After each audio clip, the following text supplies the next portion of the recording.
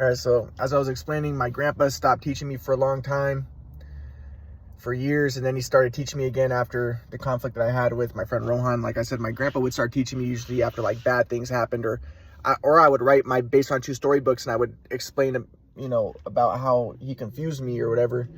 And I would explain how I thought that he was like a white supremacist and stuff. But at the same time, I would, in my based on true story books, I would try to like write things in accordance with his metapsychiatry stuff to make him like me, so he would start teaching me again.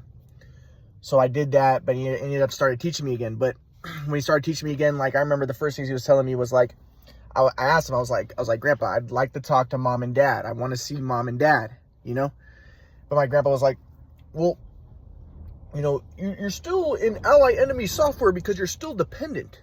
If you're dependent on somebody, then you don't realize it, but you resent them. They resent you and you resent them because nobody wants to be dependent on somebody.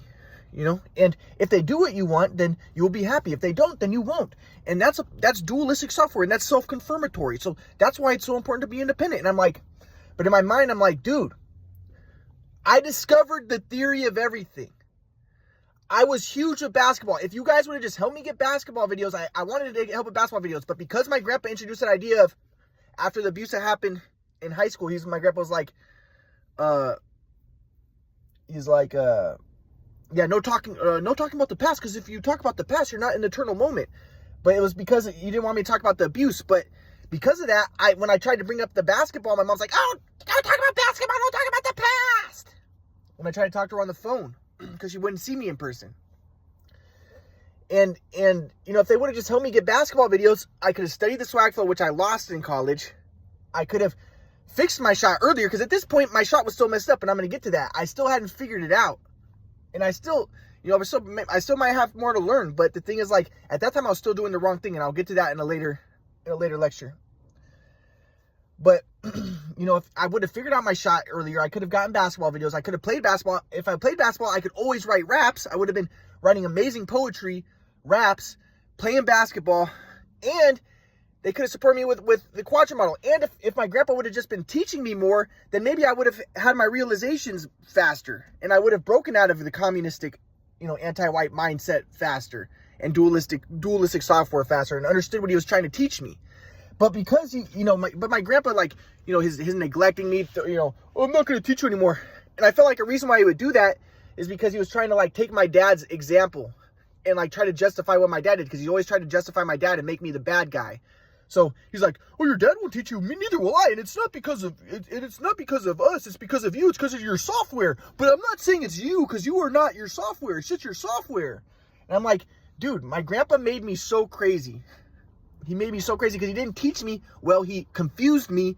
And anyways, so I'm trying to learn from him, but then, like I said, he's basically like, so I'm like, can I please talk to mom and dad? That's what would be the most helpful, if my mom and dad would support me, But my grandpa was like, well, it's ally enemy software. And again, in my mind, I'm like, my grandpa's just a Nazi. His whole, be independent thing is just Nazism. Like, you don't want to take care of the poor. You don't want to help people, but again, I was in the communistic, liberal mindset, because I saw myself as Jewish and I did want race mixing, But I started to try to understand my grandpa's teachings, and I started moving more toward the right wing.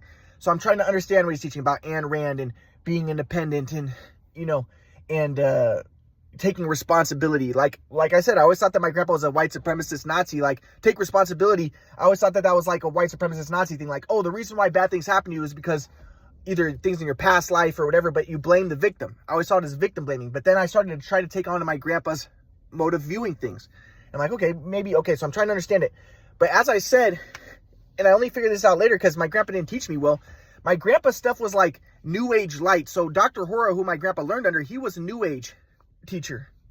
And he basically taught that you create your reality. Your thoughts create reality. So in that sense, yes, you really should take responsibility for everything, if it's true, what he's saying. But my grandpa, he would try to take the New Age stuff, but then make it rational. And maybe because he thought that I would think he was crazy if he did, because I remember, like I said, I used to make fun of religion. And I used to make fun of my grandpa because I remember one time I asked my grandpa, what do you think of astrology? This was my freshman year of college. And my grandpa said, I think there's some legitimacy to it. And I made fun of my grandpa because I was like, I don't believe that stuff. That's the way I was in college. And I thought of myself as very rational. But now I understand that we're in a spiritual matrix, so I do understand that stuff, and I do, I am more open to that stuff. But I think because a part of it was because maybe my grandpa thought that I was rational and I would make fun of him if he was completely new age and stuff. And also maybe my grandpa also just didn't understand reality, because like I said, my grandpa then tried to become rational and then tried to be very rational. But then when I tried to show him the quadrant model, he's like, oh, this seems magical thinking, and that's not the way reality is. And he tried to be too rational, like, oh, everything is energy, but synchronicities and quadrants, and that seems to be magical thinking. He didn't understand it. So he didn't understand reality. But anyways, like I said, if it's true what Dr. Hora taught, who's my grandpa's teacher, who my grandpa got his PhD under in transpersonal psychology, he teaches that you create everything. You create your reality. He's very new age. And so in that sense, yes, he was an existential metapsychiatrist. And in that sense, yes, he taught, like, take responsibility for everything. You're creating your reality. But my grandpa made it, new age light or new age watered down. So he's like, well, you don't necessarily create everything, but,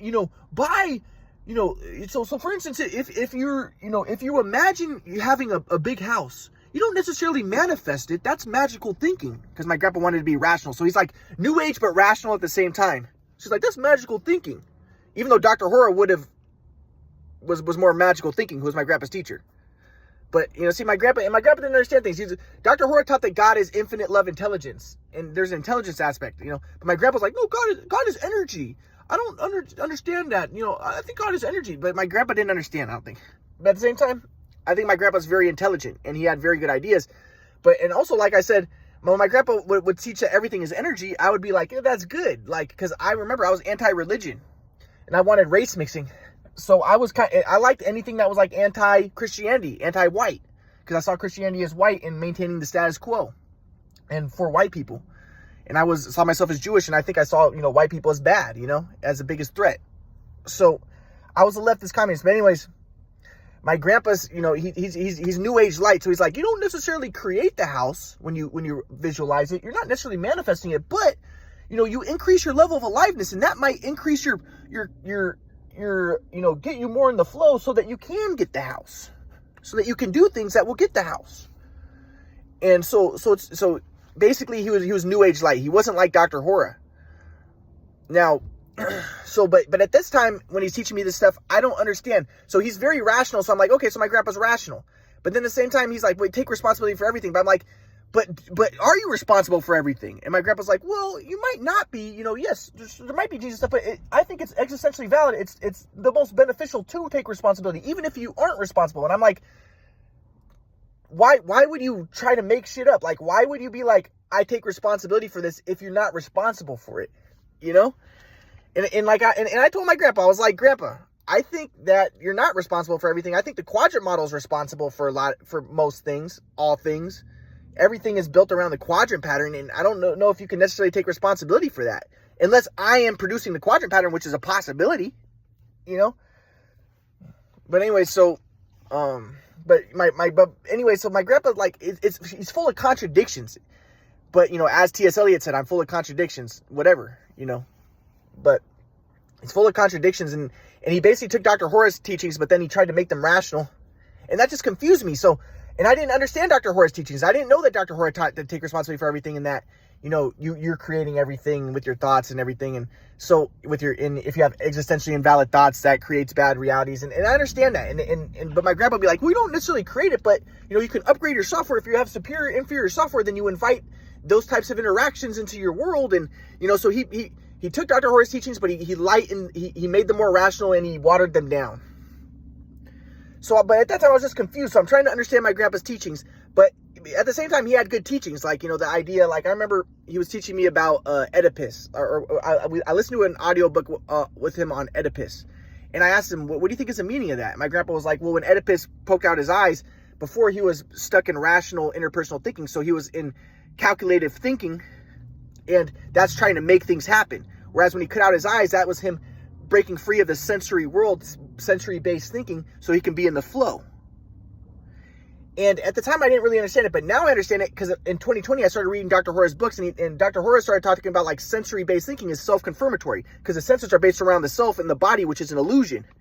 So when you break free of the senses, you transcend the body, the self, then you can be in the flow. Then you can be more connected to the truth, because the body disconnects you from the truth because it's limited. So I understand that now. But at the time I didn't understand it. So, but my grandpa saying this stuff, and I'm like, wow, this seems profound. So I knew there was something to it. But I was just so confused.